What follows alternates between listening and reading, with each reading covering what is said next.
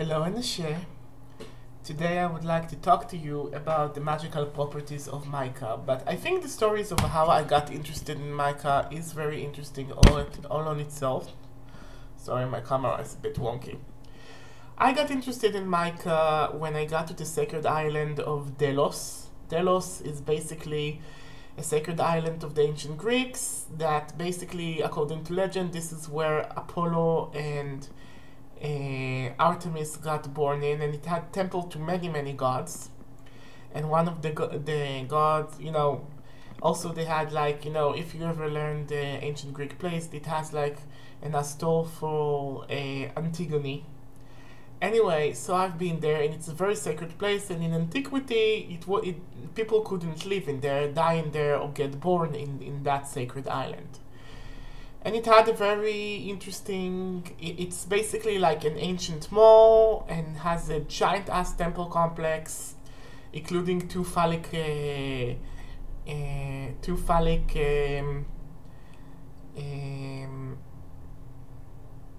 columns in the temple of Dionysus, which are unique to that place, which I touched and got yelled on.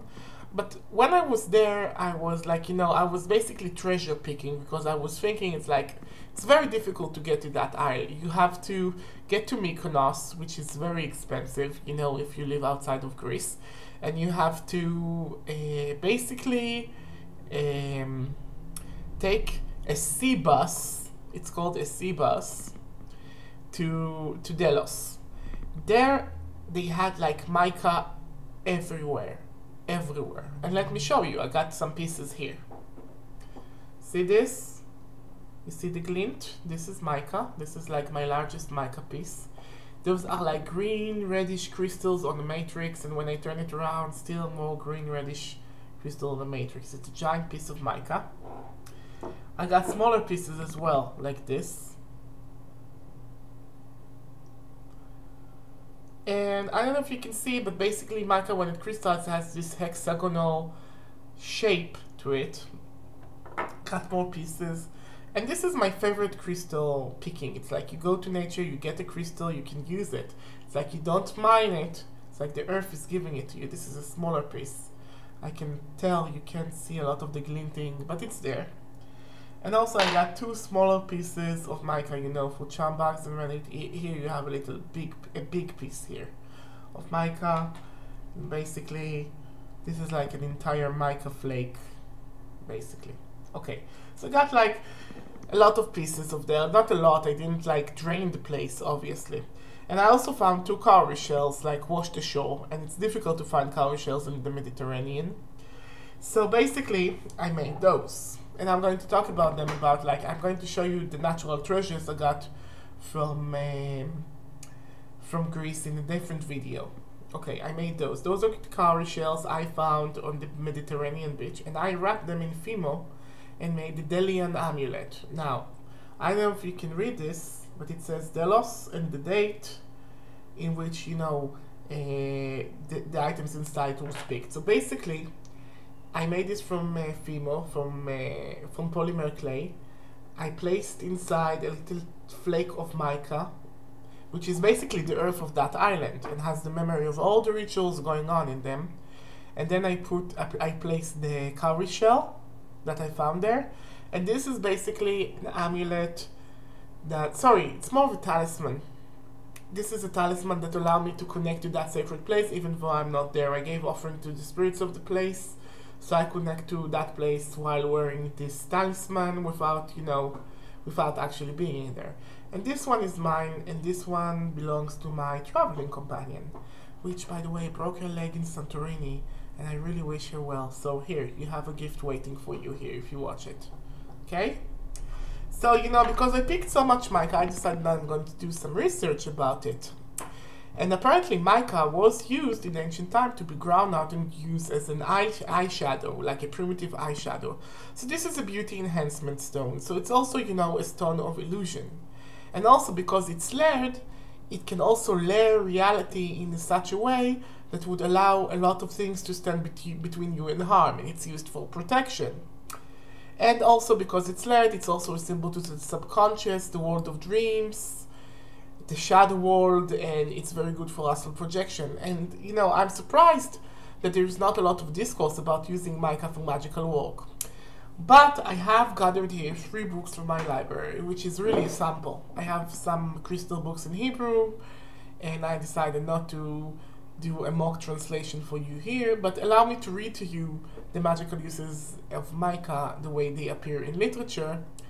And you know, you can tell me what you're using mica for, you know, in the comments bar, or make a response video. Mica, and this is the Cunningham Encyclopedia of Crystal Gem and Metal Magic by Scott Cunningham. And again, I have my problems with him, but you know, he's very good encyclopedic writer besides that. Okay, energy projective, planet Mercury, element air, powers divination and protection, magical uses. Mica, a general term for mineral exhibiting paper-thin flexible sheets of crystal, is a common stone. Take a piece of mica, at least an inch or so square, while visualizing yourself possessing complete control over your psychic powers. Hold the stone in full moonlight. Capture the glow of the illuminatory of the mica shining surface, gently moving the stone in your hand. Let the shimmer drowse your conscious mind, expand your psychic awareness, and determine future events. Mica is also used for general protection. Okay, another form of mica is lepidolite. I'm going to read to you what it does from the Crystal Bible by Judy Hall, which I love extremely. Attributes. Lepidolite clear electromagnetic pollution and should be placed on computer to absorb their emanations. When lepidolite takes mica-like form, its properties are greatly amplified, and this is the most efficient mopping up tool. Lepidolite insists on being used for highest good. It dissipates negativity and activates and opens the throat, heart, and third eye and crown chakra, clearing blockages and bringing cosmic awareness. This stone aids in shaman or spiritual journeying and accesses the Akashic record. It attunes you to in the thoughts and feelings of other lives that are created a blockage in your life now. It can also take you forward into the future. Again, a tool of divination. Lepidolite is extremely useful for reducing stress and depression. It halts obsessive thoughts, relieves despondency, and overcomes insomnia. Lepidolite contains lithium and is helpful in stabilizing mood swings and bipolar disorders. It is excellent for overcoming any kind of emotional or mental dependency, supportive in releasing from addiction and complaints of all kinds, including anorexia. As a stone of transition, it helps to reorganize old psychological and behavioral patterns, inducing change. Lepidolite encourages independence and achieving goals without outside help. Mentally, lepidolite stimulates the intellect and analytic qualities with the power of objectivity and concentration. It speeds decision making. Lepidolite focuses on what is important, flirting out extraneous distractions. Emotionally, lepidolite enhances standing in your own space, free from influence of others. It's also a calming stone that soothes sleep disturbances and emotional stress, bringing deep emotional healing. So it can also be used for, you know, against depression, because it contains some lithium, and it can help you in leadership skills. Probably because it helps you to understand the organization on a cellular level. Okay, healing. Lepidolite locates the site of the disease, placed on the body on an area of disease. It vibrates gently. Lepidolite relieves allergies, strengthens the immune system, restructures DNA, and enhances the generation of negative ions. It relieves exhaustion, epilepsy, Alzheimer's. It numbs cachexia and neuralgia, and overcomes joint problems. It is detoxified to the skin and the connective tissue. Lepidolite is excellent for menopause, especially as a gem elixir. It treats illness caused by sick building syndrome or computer stress. Position where place or where is appropriate, place under pillow to relieve from sleep disturbances. Okay, so this is Judy Hall and her Crystal Bible. And the last one is my humongous Love is in the Earth book. Crystals and Minerals Encyclopedia, The Light of Assassin, and The Last Testament of Melody. Okay, and also if you're crystal healers, I highly recommend that you will get this book. It has like everything, but you know, it's a bit hippie and believes too much in extraterrestrial life for my taste. So Mica, I will try to cut the nonsense and get to the point. The mineral provides reflective qualities that one could reorganize the flow of humanity and can remain the hard space to continue to love the same humanity.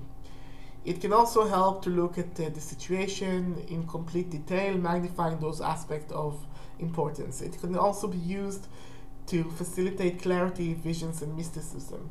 It further allows one to recognize the contrary characteristics of another which are within oneself, and assists in one in both acknowledging and eliminating these traits from one's personality. It's a self-awareness stone. Mica induces self-reflection and allows one to recognize that within each person you see but a reflection of that which you choose to have the person be, positive or negative, grand or not so grand. The mineral enhances flexibility in physical, emotional, and intellectual situations. It provides for growth in all the areas of pursuits and can be used to diminish hostility, fear, anger, tantrums, and nervous energy. It can be used to grid areas which are prone for trauma and earthquakes. So it can be, again, it's protective against the natural disaster. Assisting relieve internal stresses of the earth without producing dysfunctional situations. It also aligns the energy centers of the body and releases energy blockages from stagnant locations. Mica has been used when fasting to reduce hunger. It treats both insomnia and excessive sleeping requirements of mononucleosis, to relieve conditions of dehydration, and brings sparkles to the eyes and sheen to the air, and provides energy and purpose. Meaning, again, it's a stone of beauty and illusion. Mica has been used, vibrates to the number 8. Experimentation with 2 specific types of mica has been performed with the additional results below. Although the chemistry shows one is marginite and the other is muscovite, the information is presented with Mica section to the accepted names for this configurations combination. Okay, so you know, it has, you know, mica with green with quartz, and mica yellow, and you know, it has interesting information about those things. And I encourage you, if you find crystals where you're journeying to, or if you find a crystal that interests you and like around you, pick it up, study about its magical quantities. Probably the fact that it revealed itself to you and allowed you to take it naturally without people having to take it forcefully out of earth, it might not be as beautiful as something that has been shaped and polished, but it will probably be more powerful for your magical work. So learning about the herbs and about the crystals of your native land is part of learning your witchcraft, basically. And you know, and I'm going to use those with those mica, the small one for charms and the bigger ones for grids, and they cost me absolutely nothing. And they are like the best souvenir I have from the Greek Isle as of now. So thank you for listening, and Ashe. Bye bye.